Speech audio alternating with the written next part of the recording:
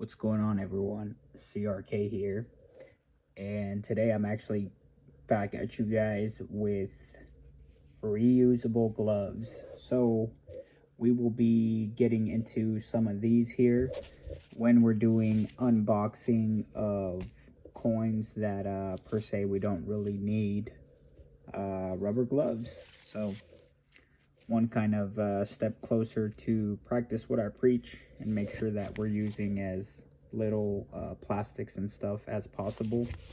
But as you can see here, we've got this really cool coin, and this actually is a mystery coin, and I'll tell you why. Because I ordered this so long ago and it's been sitting on the edge of my desk off to the side here, that I don't know what this is, and I think I might be missing another coin. So good problems to have, I guess, right? So I will be figuring that out pretty short. But meanwhile, let's get right into this. I can't tell you for sure it's silver because I've only been ordering silver lately. I haven't really been ordering anything else, and then everything that was more of like the commemorative set that I believe I recently released. That was a commemorative set, 40%, and then I had I think 4 or 5 Mercury dimes in there. We had some Mercs. So if you haven't seen that one, definitely when you finish watching this, feel free to splurge and check that video out. Should be in my channel. I believe that video dropped about last week. And let's see what we've got here. So I'm going to try to open this without dropping the paperwork out. Let's see where it is. Or how it's bagged up. And there it is. Let's see. Oh, can you guess what it is? Can you guess by that edge? You should be able to guess. Let's check it out. Look at that. It is a Morgan dollar, ladies and gentlemen. Now, this one here is from someone that I do purchase, or a dealer that I purchase from regularly. This is not a personal or like a single person that I recently found on eBay. So this coin, I did realize when I bought it, it definitely wasn't in like the greatest of shape. And at the time when I bought this is kind of when I was buying at the highest premiums. Now, unfortunately, it does look like at some point, one point or another, it was either kind of cleaned or polished, something. I could be wrong, but as you can tell by it looks like it had natural aging, and anywhere where it was easily removed, it looks like it was removed. I could be wrong, but that's just kind of my opinion. That's just kind of how I feel. So let me know in the comments what you think. If this was cleaned, if it was definitely cleaned. But yeah, I was, you know, you guys know my play if you've been here long enough. I like to dollar cost average. It works well for me. It's not investment advice, but it definitely is something that I like to play. So the dollar cost average. And talking about dollar cost average, let's see what it is I paid for this. Give me just a moment to pull it all out. And in hopes of total transparency, I don't know why this says early 1921 Morgan dollar. There's nothing early about it.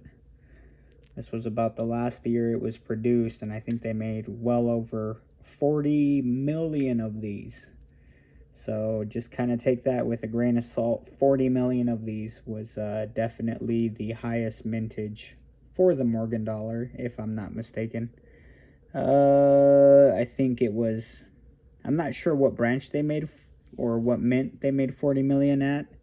So I don't want to speak out of context there, but I think even if it wasn't at the 40 million branch, it would, or sorry, I don't know why I keep saying branch. Even if it wasn't at the mint that made the 40 million, it was definitely at least in the 20 millions. So we'll check and see. I think this has to be what, the Philly. I think this is the Philly mint, Philadelphia mint. So I'll double check that statistic there. Don't quote me entirely on that. But back to the amount that I paid for this. So I paid about 30 bucks, $31 or so for this. And with tax, let's just say we came to about $33. So this was for the condition, right? For the condition, this definitely was one of the more pricier Morgan dollars that I've been buying recently. But I'll tell you what, this is it's something that, like I said, I like to dollar cost average. Sometimes I buy higher, sometimes I buy lower.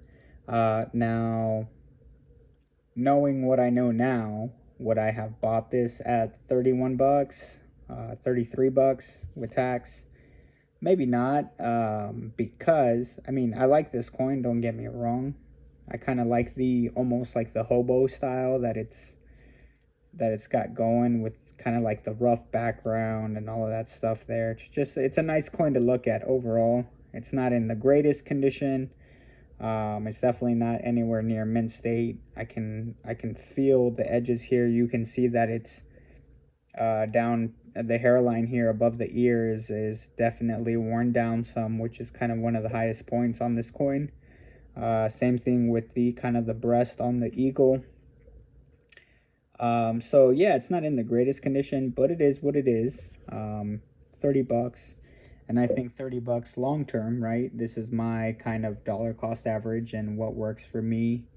I think this overall long term isn't as bad of a play as, you know, other stuff that I could be spending this on, the 30 bucks. So definitely a nice chunk of silver here. And like I said, knowing what I know now, I probably wouldn't have purchased this, just because I was starting to buy these at 30. Some pieces I was buying at 40 bucks, just because the premiums were getting really high, especially when you're buying like places like on eBay, where other people are trying to make their cut. And that's totally understandable, right? Everybody's got to make their dollar. So that's the nice thing about America, you know. So I'm not mad at them. I definitely, you know, had that right to not purchase it. But knowing what I know now, I do have coal. I have the option to buy coal, or some people say what is it? Constitutional silver is the word I was looking for there. So I do have the ability to buy coal, Morgans, or peace dollars at my local coin shop. And right now, if I'm not mistaken, the coal Morgans and the coal peace dollars are running about, I want to say, so the first time I went in, I had actually already picked out some coins. So I didn't end up buying any. When I asked for the coal was towards the end. But I did get a price at that time, and I think that day they were asking about $23.50, $23.48 or something like that for the coal, Morgan, and peace dollars. And then by the time I went in a second time, about a week or two later, I want to say it was about 2 weeks later, and it was coincidentally that morning, silver price had dropped dramatically, and that was I want to say that was last week when I went in. So the price had dropped to about $21. So it dropped about $2.50 in the week or week and a half, 2 weeks that I had last previously been out there. So that definitely was something that was intriguing, and I ended up picking up an additional peace dollar, which was a coal. It was considered a coal peace dollar. or Constitutional Silver. Sounds nicer in my book.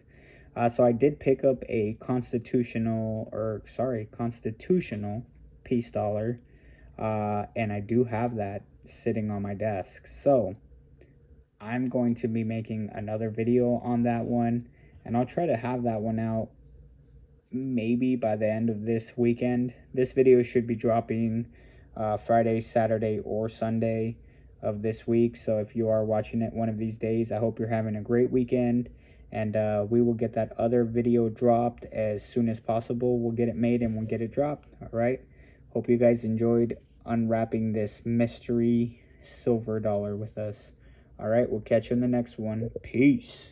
Or Morgan, I guess, in this case.